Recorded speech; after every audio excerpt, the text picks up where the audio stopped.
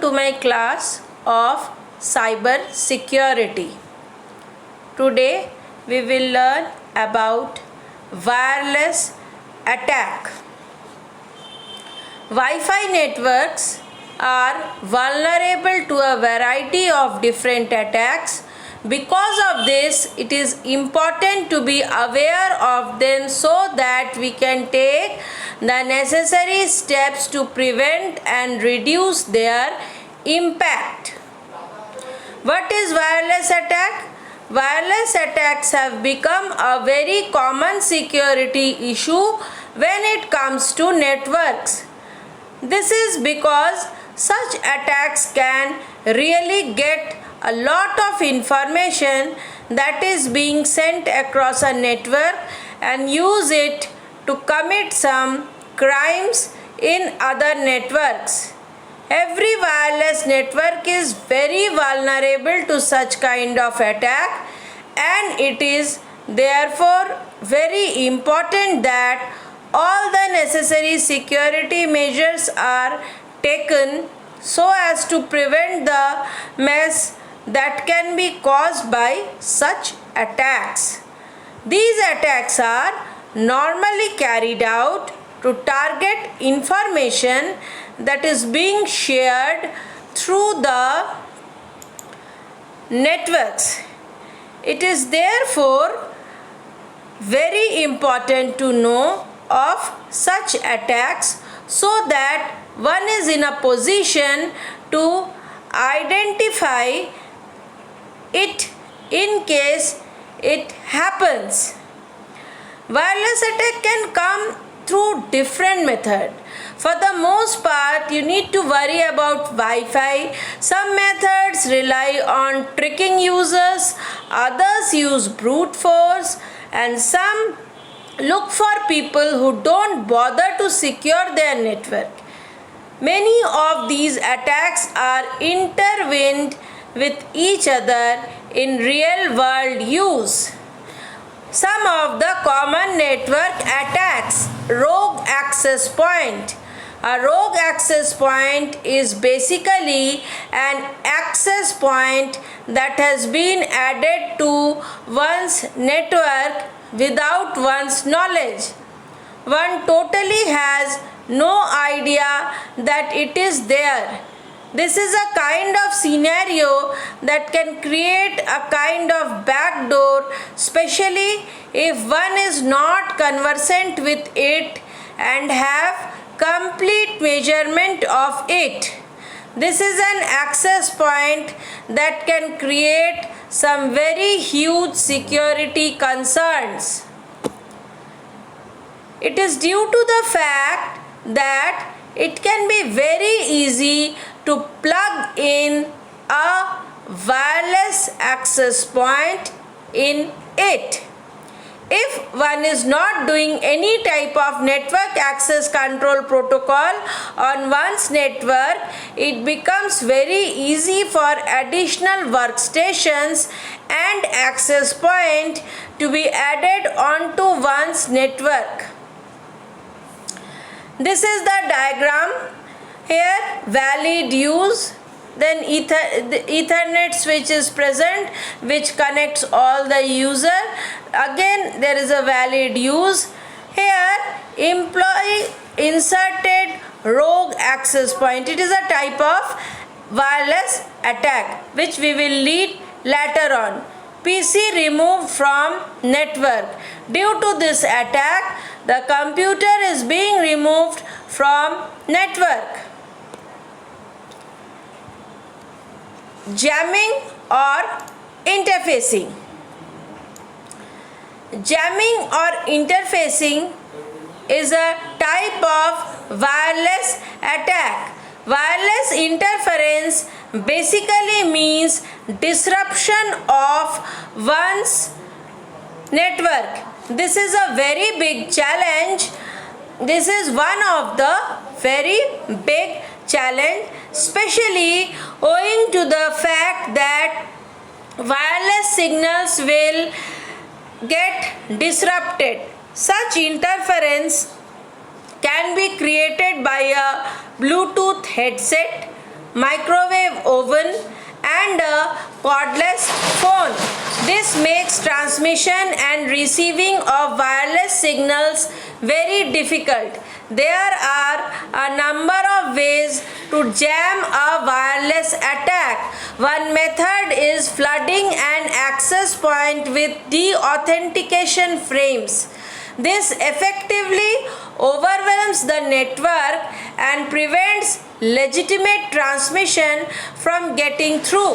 This attack is a little unusual because there probably isn't anything in it for the hacker.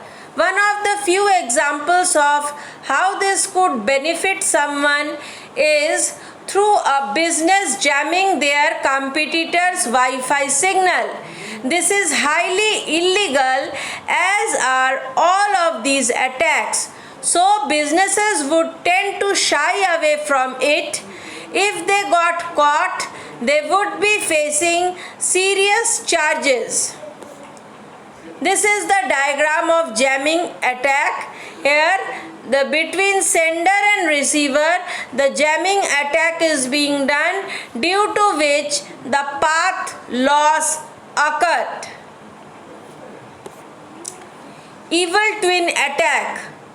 A wireless evil twin mainly comes into play when criminals are trying to create rogue access point so as to gain access to network or access to information that is being put through a network. Coming up with an evil twin is very simple, since all one need to do is purchase a wireless access point, plug it into the network, configure it as exactly as the existing network.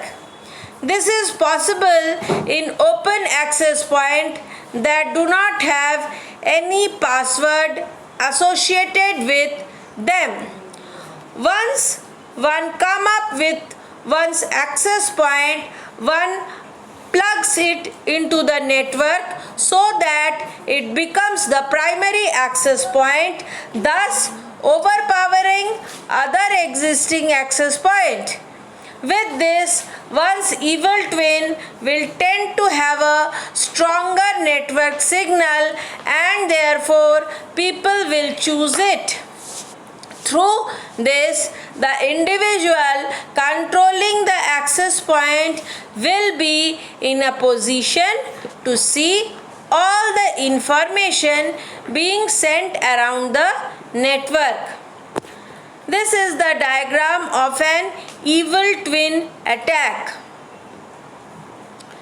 Victim unknowingly connected to evil twin, and this is the legitimate access point, but due to evil twin attack, the victim is unable to establish connection with the legitimate access point, due to which his device gets disconnected, and this is the attacker which is having the control of legitimate access point.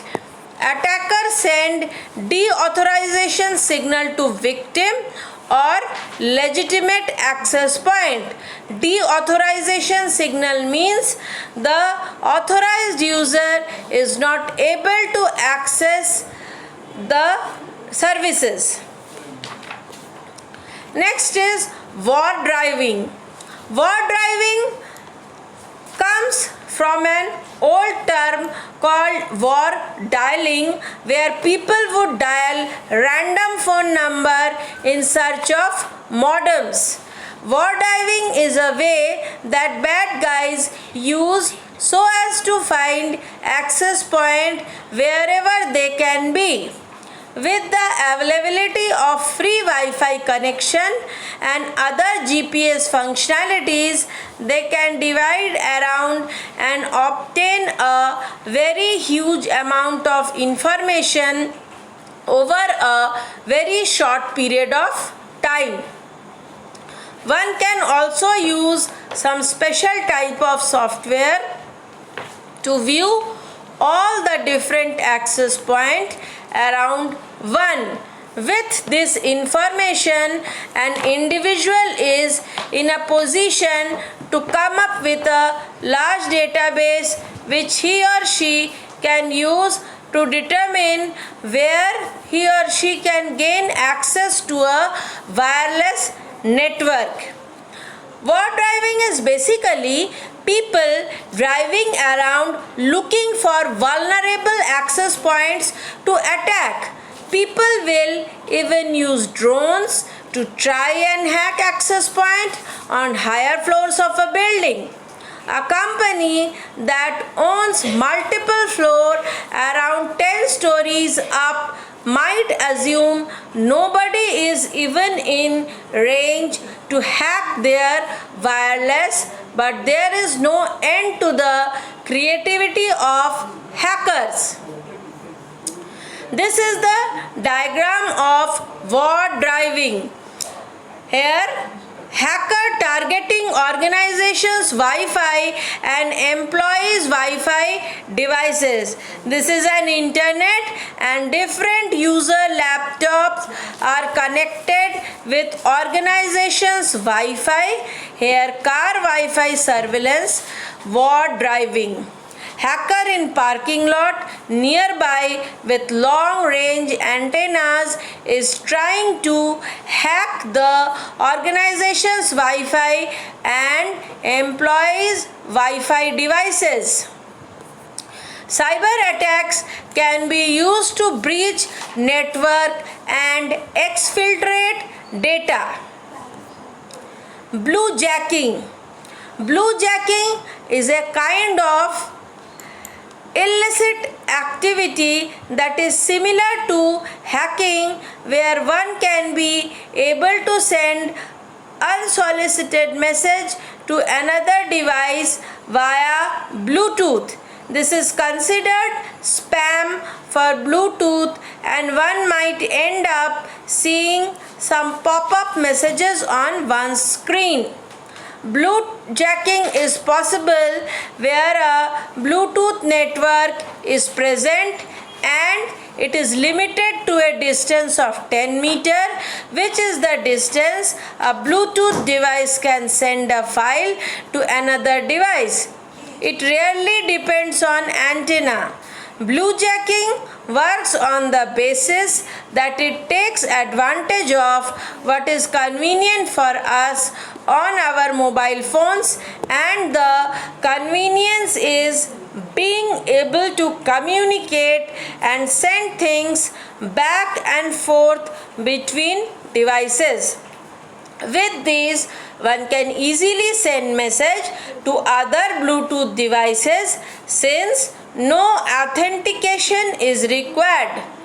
Some third-party software can also be used to carry out bluejacking. This is the diagram of bluejacking. It falls under wireless attack, sending junk messages over Bluetooth, where the hacker sends the message and the receiver one unknown message received. This is the message which is displayed to the recipient. Next is blue snarfing. Blue snarfing is much more malicious than bluejacking since it involves using one's Bluetooth to steal information. This is where a Bluetooth enabled device is able to use the vulnerability on the Bluetooth network to be able to get into a mobile device to steal information such as contacts and images. This is a vulnerability that exposes the weakness and vulnerability with the Bluetooth network. This is the diagram of blue snarfing, theft of data using a Bluetooth connection. In short, this is the gist of blue snarfing. War chalking. War chalking is another method that was used so as to determine where one could get a wireless access signal. In this case, if an individual detected a wireless access point, he or she would make a drawing on the wall indicating that a wireless access point has been found. However, this is not currently used. This is the diagram of Warchocking attack, where open node, close node and WEP nodes are there. The bandwidth, then access contact is there. This is the key and this is the symbol. Packet sniffing. Packet capturing and sniffing is very big challenge when it comes to wireless network. In this case, an individual is in position of capturing a packet that one are sending across a network and see the kind of information that one are sending to a particular network. And packet sniffing is possible due to the fact that most of the information that we send is clear and does not have any encryptions in it. This makes it very easier for an individual to read its contents. With capturing of information being sent across a network, very easy. It becomes incredibly easy to hear or see everything that is going through the network. When information is sent back and forth over a network, it is sent in what we call packets. Since wireless network traffic is sent over the air, it is very easy to capture. Quite a lot traffic via FTP, HTTP, SNMP, etc. is sent in the clear, meaning that there is no encryption and files are in plain text for anyone to read. So, using a tool like Fireshark allows to read data transfers in plain text. This can lead to stolen password or leaks of sensitive information quite easy. Encrypted data can be captured as well, but it is obviously much harder for an attacker to decipher the encrypted data packets. This is the diagram of packet sniffing attack, where the sniffer gets hold of the internet and access all the resources. Thank you for watching.